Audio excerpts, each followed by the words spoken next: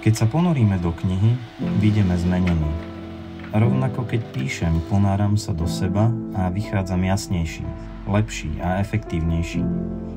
Mením svoju budúcnosť. Spíšem si minulosť, pretriedím ju a perom na papier naplánujem kroky. Je to osobné.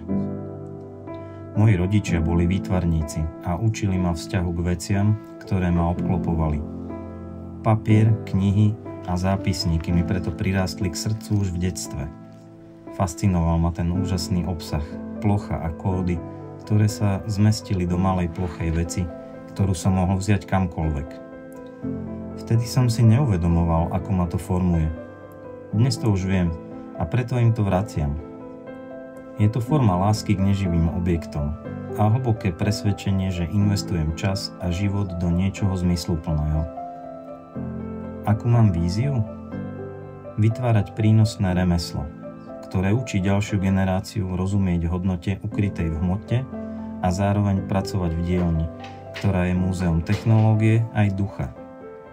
Miesto, kde žije prítomnosť, ktorá sa nebojí budúcnosti. Spolupráca na vytvorení zápisníkov Una Patina bola unikátna vďaka dostatku času, počas ktorého mohli vznikať riešenia overené skúsenosťou. Toto je možné len pri nekompromisných požiadavkách na kvalitu, účel a estetickú vyváženosť. Viktor mi túto symbiózu faktov umožnil.